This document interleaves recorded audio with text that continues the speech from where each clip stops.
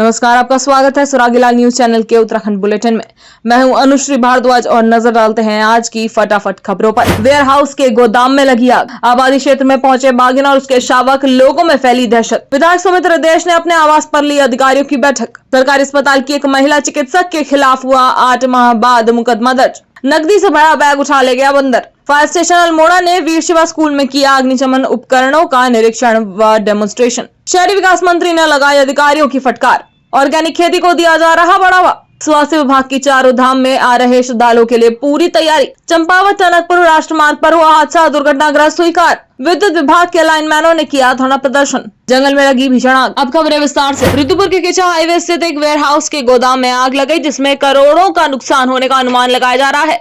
आग इतनी विकराल थी कि दमकल कर्मियों ने कई घंटों की मशक्कत के बाद आग पर काबू पाया, जिससे गोदाम मालिक को भारी नुकसान हो गया।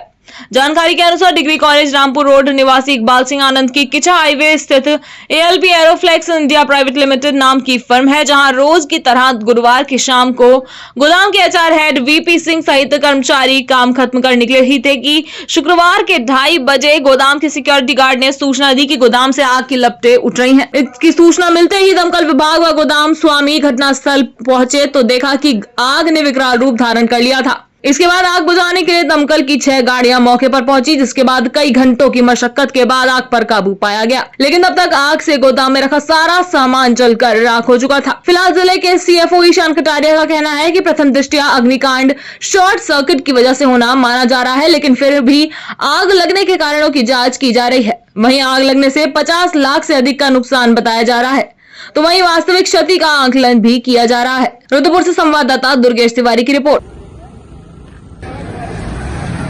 सुबह तकरीबन 3:15 बजे के आसपास MDT सेट के माध्यम से हमारे पास सूचना आई कि किच्छा रोड पे एक गोडाउन है ALP करके, जिसमें फायर हुई थी। जैसे हमें सूचना प्राप्त हुई वैसे ही तुरंत हमने रुद्रपुर फायर स्टेशन से 2 गाड़ियाँ निकाल दी। उसके साथ साथ हमने अपनी किच्छा यूनिट से एक गाड़ी बुलाई, पंतनगर फायर स्टेशन से एक गाड़ी बुलाई और एक हमने गदरपुर से बुलाई थी। गाड़ी जब वहाँ पर पहुँची तो हमारे जवानों ने देखा कि वो एक गोडाउन है जिसमें इंसुलेशन शीट थी, तो उसमें फायर हुई थी। आग के कारण, किस कारण से आग लगी है वो तो अभी हम इन्वेस्टिगेशन कर रहे हैं, तो एग्जैक्ट हम आपको अभी नहीं बता पाएंगे कि किस वजह से लगी है। तो हमारी 5 गाड़ियां तो हमारी स्टेट फायर सर्विस की थी और एक गाड़ी हमने सुबह महिंद्रा से भी बुलवाई थी। लगभग नुकसान जैसा हम साइट पे रहने के दौरान हमें जो महसूस हुआ तो 50 लाख के ऊपर का ही होगा। बाकी जब वो डॉक्यूमेंट्स देंगे, अपनी सारी डिटेल्स कंपनी हमें बताएगी, तब हम एग्जैक्ट आपको बता पाएंगे कि कितने का नुकसान है। लेकिन आप ये मान के चलिए कि 50 लाख के तो ऊपर गई। हल्द्वानी के अलावा चौक क्षेत्र में बीती शाम से एक बाघिन आबादी वाले क्षेत्र में अपने शावकों के साथ आराम फरमा रही है, तो वहीं इससे लोगों में दहशत का माहौल है। बाघिन जिस इलाके में अपना डेरा जमाए हुए है वो इलाका आबादी वाला तो है ही, इसके आसपास स्कूल और कॉलेज भी हैं। इससे लोगों में कोई अप्रिय घटना घटने के डर को लेकर चिंता है। बाघिन खुले खेत में आराम से बैठी हुई और उसके शावक धमाचौकड़ी मचाते आराम से देखे जा सकते हैं। हल्द्वानी से संवाददाता दीपक अधिकारी की रिपोर्ट। बच्चों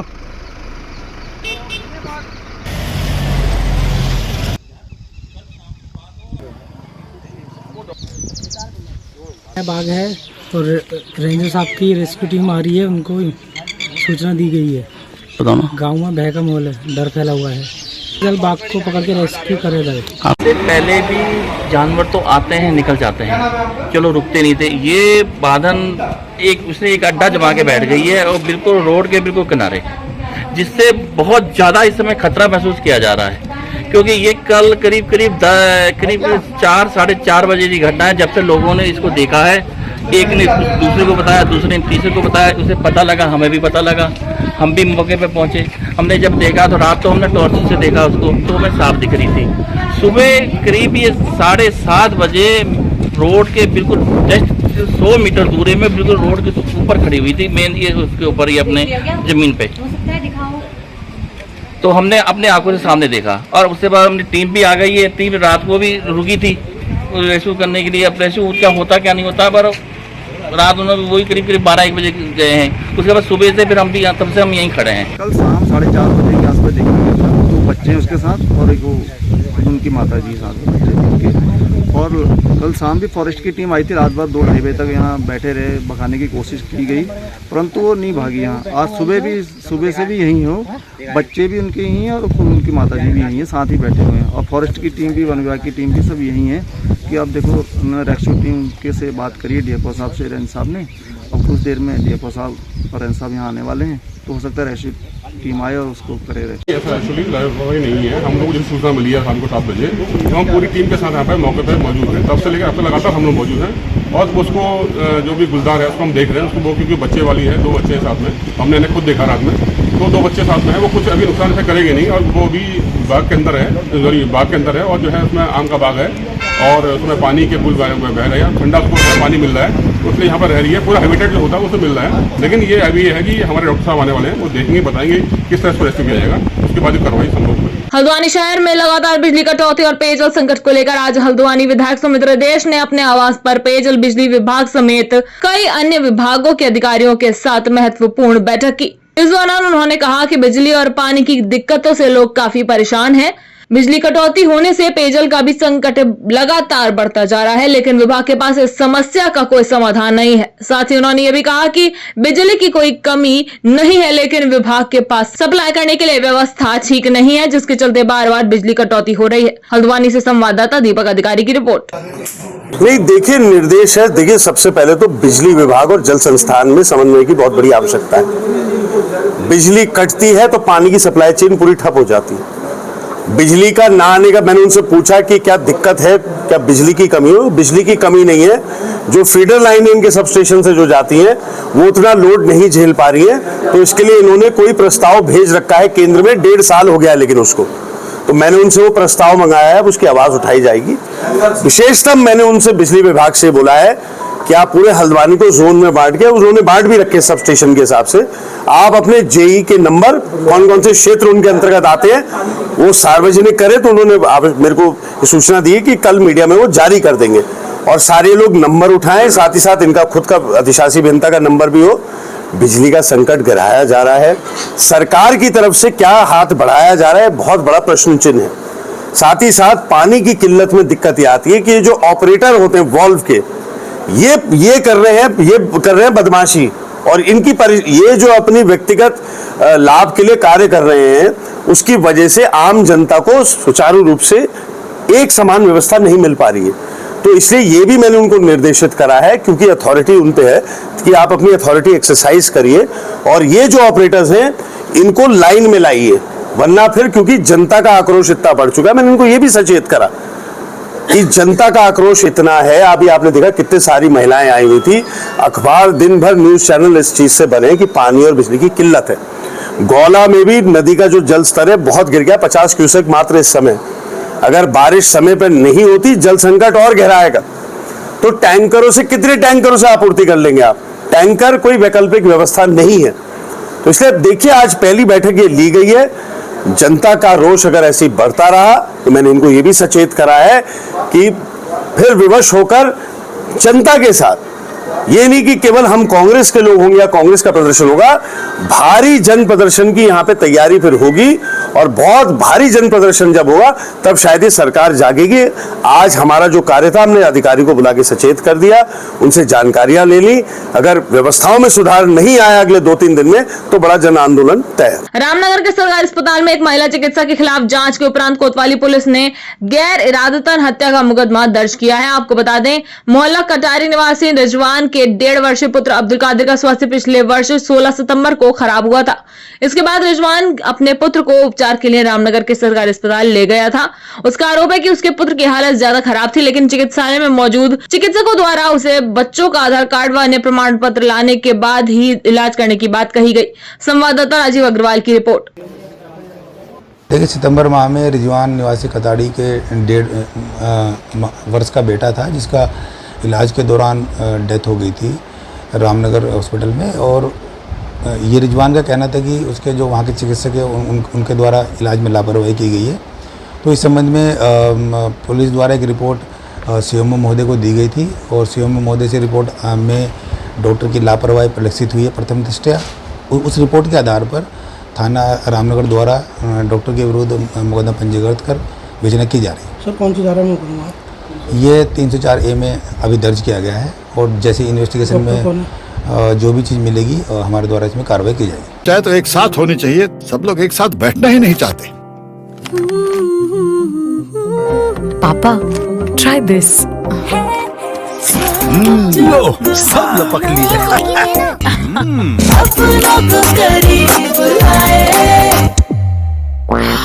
ये क्या हाल कर दिया है रूम का? बस कल से चाय। कल से चाय मेरे रूम में। देवर पर नमकीन।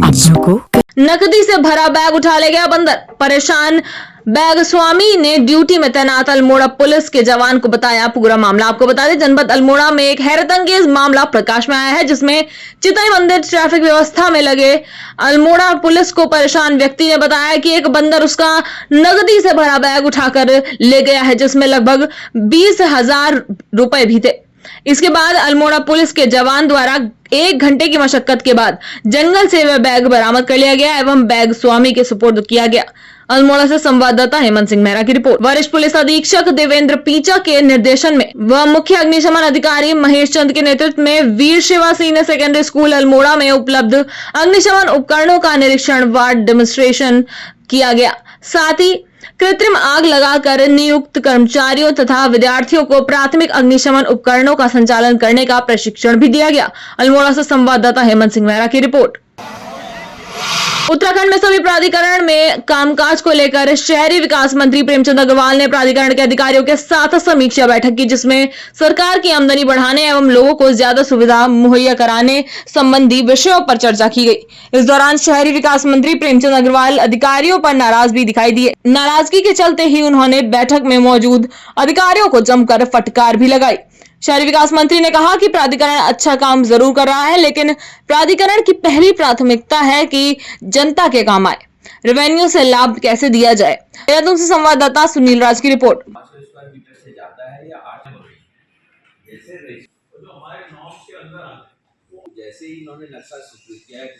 नहीं देखिए, आचार संहिता है, लेकिन हम लोगों ने चुनाव आयोग से परमिशन लेके मेरे आवास से संबंधित जो भी अपने सेक्शंस थे उनसे हमने बातचीत की है, कैसे हम अपनी सरकार का रेवेन्यू बढ़ाएं, कैसे हम जनता को सुविधाएं दें। इन सभी बिंदुओं पे हमने लगभग 3.5 घंटे बैठ के हमने चर्चा की है। पूरे विकास प्राधिकरण, चाहे हमारे MDD हो, HRD हो, जिला विकास प्राधिकरण हो या फिर हमारा उधम सिंह नगर प्राधिकरण हो, उनमें सबसे हमारी खुल के बात हुई है कि आप अपने सरकार का ज़्यादा रेवेन्यू कैसे हमें मिले, यानी नक्शे हम कैसे पास करें। नक्शे पास करने के लिए हमने ऑनलाइन मांगते ही हैं, 15 दिन हमने आवासीय के लिए और 30 दिन के लिए व्यावसायिक नक्शे हमें पास करने हैं, और एक ही बार में हमें आपत्ति लगानी है ताकि जनता को परेशानी ना हो। यहाँ तक हमने जो सेल्फ अटेस्टेड जनता को एक सुविधा दी थी पिछली बार, उनके लिए भी हमने कहा उसका प्रचार प्रसार हम ज़्यादा से ज़्यादा करें कि जनता उसका लाभ ले सके। ऐसे ही हमारे यहाँ जिस प्रकार से हम लोग जो हमारे यहाँ मास्टर प्लान है, जिसके लिए हम लोगों ने कहा है कि हम जनता को सुविधाएं देंगे, तो कुछ मास्टर प्लान हमारे बहुत तेज़ी से उस पर हमारा यहाँ काम हुआ है, उसके लिए हम काम कर रहे हैं। यानी कि जनता को ज़्यादा से ज़्यादा हमारी सरकार सुविधा देना चाहती है।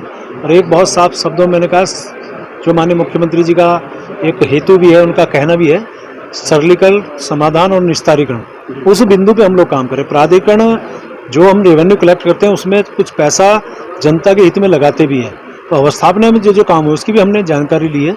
और मुझे खुशी है इस बात की, हमारे प्राधिकरण पहले से बहुत अच्छा काम कर रहे हैं और आने वाले टाइम पे और इसमें भी हम सुधार लाएंगे। और जैसा हमारे यहाँ अनेकों जगह जो जनता की सुविधाओं के लिए हमें काम करना है, वो अवस्थापना के माध्यम से कर रहे हैं। पहाड़ी राज्य उत्तराखंड में पिछले कुछ सालों से ऑर्गेनिक खेती पर काफी फोकस किया जा रहा है। प्रदेश में ऑर्गेनिक फसलों की मांग भी बढ़ने लगी है। कृषि सचिव विनोद कुमार सुमन ने बताया कि सरकार ऑर्गेनिक खेती की दिशा में किसानों को हर संभव बेहतर सुविधा मुहैया करा रही है। यही वजह है कि बीते सालों में उत्तराखंड में जैविक खेती का दायरा भी बढ़ा है। देहरादून से संवाददाता सुनील राज की रिपोर्ट। देखिए, हमारे उत्तराखंड में ऑर्गेनिक खेती को लगातार बढ़ावा दिया जा रहा है। इस समय तक लगभग 4,80,000 किसान हमारे ऑर्गेनिक खेती से जुड़े हुए हैं। 2,26,000 हेक्टेयर पे हम खेती कर रहे हैं। तो जो हमारा एरिया है खेती लायक, उसका लगभग 38% के आसपास हम ऑर्गेनिक खेती करते हैं। इसका बड़ा सिस्टमेटिक वे होता है कि कैसे ऑर्गेनिक सर्टिफाइड होता है। ऑर्गेनिक खेती में सिर्फ कोई और चीज़ ऑर्गेनिक खाद वगैरह यूज करते हैं, इसमें किसी प्रकार से केमिकल खाद का प्रयोग नहीं किया जाता है। और ये आप सब जानते हैं कि इससे हमें बड़ा फायदा होता है। और इसका हमने करीब 2.5 करोड़ के आसपास का बेचा है। लगातार इसकी डिमांड बढ़ती जा रही है। पर्वतीय क्षेत्रों में कि हम पहले से ऑर्गेनिक थे, हमारे लिए बड़ा मुफीद माहौल है। हम पहले से पर्वतीय क्षेत्रों में खाद वगैरह का प्रयोग कम से कम करते थे, केमिकल का प्रयोग कम से कम करते थे, इसलिए हमारे प्रोडक्ट की क्वालिटी बहुत अच्छी है, डिमांड बहुत ज़्यादा है। तो अब हम लोग काफ़ी तक इसको बढ़ावा दे रहे हैं और डिमांड हमारी अगर बढ़ेगी तो और अधिक हम बढ़ाने का प्रयास करेंगे। इससे हमारा जो क्षेत्रफल है 30% चूँकि जो हो चुका है, अब बहुत अधिक संभावना भी नहीं है बहुत ज़्यादा बढ़ने की। और उससे हम लोग उसमें जैसे बासमती चावल है, चौलाई है, राजमा है, दालें हैं, मोटे अनाज हैं, मसाले हैं, इस सब का अपना उत्पादन करते हैं। चारधाम यात्रा में आ रहे श्रद्धालुओं की स्वास्थ्य विभाग लगातार स्क्रीनिंग कर रहा है। स्वास्थ्य विभाग के सचिव डॉक्टर आर राजेश कुमार ने चारधाम यात्रा में आ रहे श्रद्धालुओं से स्वास्थ्य विभाग की गाइडलाइंस का अनुपालन करने की अपील की है। साथ ही स्वास्थ्य सचिव ने बताया कि विभाग की ओर से अब तक 28,000 से ज्यादा श्रद्धालुओं की स्क्रीनिंग की जा चुकी है, जबकि चारधाम यात्रा मार्गों पर 12 स्क्रीनिंग केंद्र बनाए गए हैं। इसके अलावा 180 चिकित्सकों की तैनाती चारधाम मार्ग पर की गई है। देहरादून से संवाददाता सुनील राज की रिपोर्ट। हमारी जो फोकस है वो पहले से यात्रा शुरू होने से पहले ही स्क्रीनिंग पे रही है और इस बार हमने नियम बनाया था स्वास्थ्य विभाग की ओर से कि जो 50 से ऊपर जो यात्री हैं उनका हम कंपलसरी स्क्रीनिंग करेंगे और जो 50 से नीचे जो यात्री हैं उनको अगर कोई स्पेशल नीड है, उनकी कोई मेडिकल हिस्ट्री है तो उनको हम वॉलंटरी बेसिस पे हम लोग स्क्रीनिंग करेंगे। 50 से ऊपर यात्रियों का लगभग 87,000 से ज्यादा यात्रियों की हमने स्क्रीनिंग कर दी है और लेस देन 50 1,27,000 यात्रियों की हमने अभी स्क्रीनिंग की है। जो यात्री जो 50 प्लस हैं और खासकर कोमॉर्बिड हैं उनसे हम एक अंडरटेकिंग ले रहे हैं जिसमें ये मेंशन किया जा रहा है कि जो भी यात्रा रूट में जो भी कॉम्प्लिकेशंस आएंगे वो उसको भली भांति वो समझते हैं, क्योंकि यमुनोत्री और केदारनाथ जी वाले जो ट्रैक है वो कठिन है। इसलिए ऐसे 50 प्लस यात्रियों को हम लोग काउंसिल करते हैं और उनको पूरे यात्रा से एक्लेमेटाइज होने के लिए कहते हैं और ये भी सलाह मशवरा देते हैं कि हर 1 से 2 घंटे ट्रैक के बाद 10 से 15 मिनट का रेस्ट जरूर लें, प्रॉपर कपड़े जो है पहने और प्रॉपर एक्लेमेटाइजेशन अपना कराएं। तो ये इस बार रिकॉर्ड नंबर ऑफ यात्री भी आए हैं और एक अच्छी बात ये भी है कि यात्री स्वयं ही जो है स्क्रीनिंग करने के लिए स्क्रीनिंग पॉइंट्स में आ रहे हैं और अच्छा कोऑपरेशन भी मिल रहा है यात्रियों से। चंपावत टनकपुर राष्ट्रीय राजमार्ग में चंपावत जिला मुख्यालय से 2 किलोमीटर आगे एक स्कॉर्पियो अनियंत्रित होकर सड़क पर पलट गई, जिसमें सवार लोग बाल बचे। गनीमत रही कि किसी प्रकार की जानमाल की हानि नहीं हुई है। आपको बता दें, गुरुवार को चंपावत से टनकपुर की ओर जा रही स्कॉर्पियो वहां अचानक अनियंत्रित होकर सड़क के किनारे पलट गई, जिसमें मौजूद लोगों को मामूली चोटें आई और चंपावत जिला अस्पताल में प्राथमिक उपचार के बाद उन्हें घर भेज दिया गया। चंपावत से संवाददाता लक्ष्मण बिष्ट की रिपोर्ट। नंबर दिख ही नहीं रहा है। चाहे तो एक साथ होनी चाहिए, सब लोग एक साथ बैठना ही नहीं चाहते। पापा ट्राई दिस। लो सब लपक लिए।